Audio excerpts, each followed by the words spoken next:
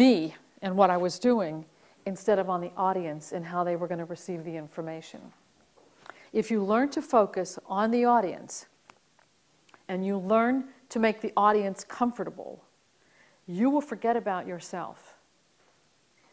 You're not going to forget what you have to say, because when you create the presentation in the method that I'm showing you, it's your information. So you're the one saying it. The person who's sitting on the other side of that desk or the person who's sitting in the audience has no idea what you're going to say. Even in a thesis, there are certain arguments that you will make and certain information that you certainly have to give. But if they're in your words, then it's a lot harder for you to forget them. And you will have certain visual aids to help you. So think about, how do I make the audience comfortable? Because it really is about them and not about you. Know the audience. Who are they? Again, why are they there? What are they looking for? How will you meet them?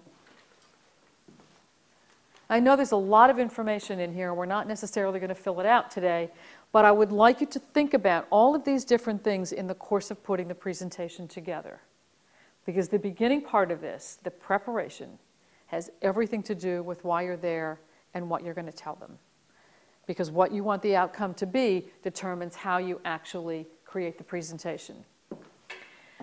After you have prepared yourself, you're going to think about how you're going to dress, how you're going to talk, where you're going to stand, what you're going to do. We talked about first impressions. Think about, in a presentation, the first thing that you say. How someone meets you for the first time. How you walk either onto the stage or into the room and sit down. All of the things that you do are for the impact of creating a certain impression. You organize the information so that you have great impact in the information. Now, there's a basic presentation process. You're going to have an opening. You're usually going to tell them what you're going to tell them. Today, we're going to talk about communication skills. That's what I told you.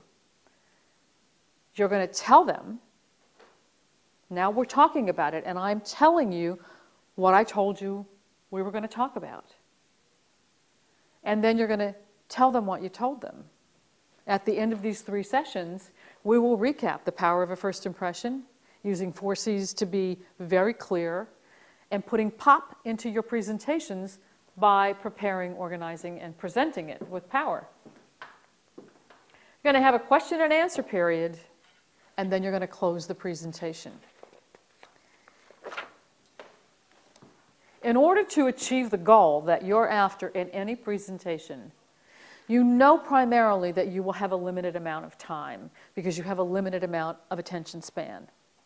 So you think about, what are the 3 most important things that I need to convey in my presentation?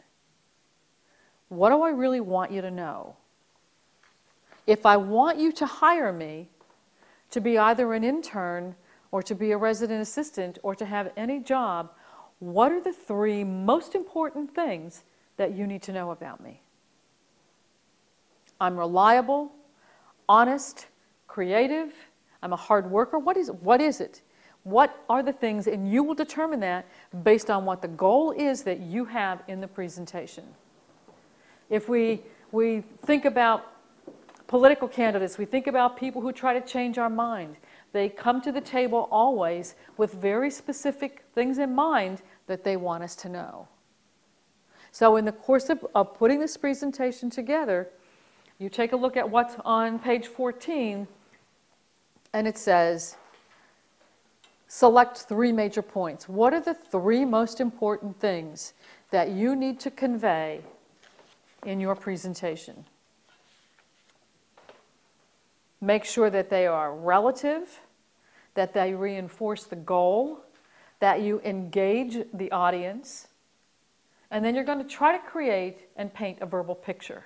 You want people to see. We talked about the fact that 78% of people are visual. That's why we watch TV so much. We watch videos because we're visual people.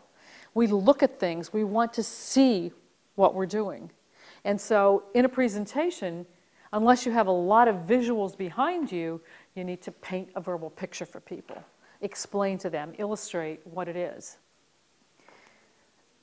In the opening of any presentation, you want to make sure that the opening is something very powerful, very interesting, because you need to get their attention early. And we know you only have 7 seconds to make an impression, another 7 seconds to get their attention, and 7 seconds to tell a story. So think about what happens when someone walks up to a podium. Gee, it's really nice to be here today, and I thank all of you in the audience for attending. I hope you're having a great time. The audience is probably yawning a little like, wow, is this person ever going to get to the point, right? If you really want people to pay attention to what you're going to say, think of something powerful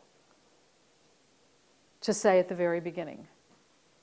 And it depends, again, on what the goal is that you're trying to achieve. What's powerful? If I were to talk about communication, and I came up to the stage and said, particularly if I am in a women's organization giving a speech about how women communicate, and I were to say, women speak 25,000 words a day, men speak 10. Women often are not heard and don't get their point across. They fight the glass ceiling, they fight to get ahead, and yet they're still speaking those 25,000 words. You're going to pay attention to what I'm saying, because now you're going to be curious about what are those 25,000 words, and why is it that men only speak 10,000 words and women speak 25,000? So think about what can you do at the beginning of your presentation to capture the audience's attention. Maybe you could say something relative to being a resident assistant. Students in college are there to learn, but they have a great time, and sometimes they need to be guided and led. And as a resident assistant, I would lead them in a direction that would not only be good for them, would be entertaining for them, but would help guide them down the path of greater education. Someone might listen to that. You ask a rhetorical question. Have any of you stood in front of a group of people and stared at them and forgot everything that you were ever going to say? Have you walked up to a podium and all of a sudden thought there was construction in the other room and realized that the noise that you heard were your knees knocking together? There are statistical things that you can talk about.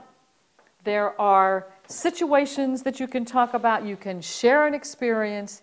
But in the opening of every presentation, think of something powerful to say.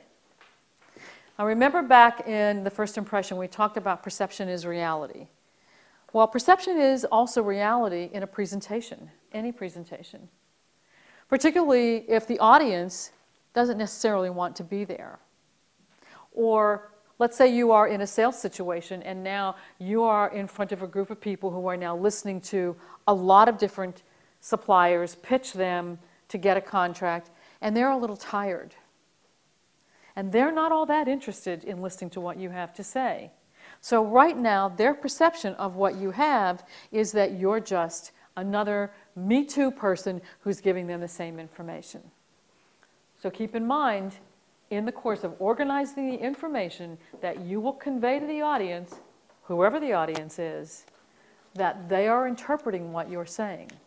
So you want to follow some of the things that we talked about earlier with regard to making the right first impression, understanding perception is reality, and changing your perspective to say, if I give you this presentation and I talk about certain things, how then will you receive that? Painting a verbal picture means illustrating different things. One of the things that I often do is help people come up with introductions in networking meetings, because again, hello, my name is not the best way to utilize your 7 seconds and make an impression. I was recently in a conversation with a fellow who sells insurance, and he's creating this wonderful ad to go into one of the major publications. We sell great insurance. Okay, what is the insurance doing for you? The insurance is protecting the things that are valuable to you.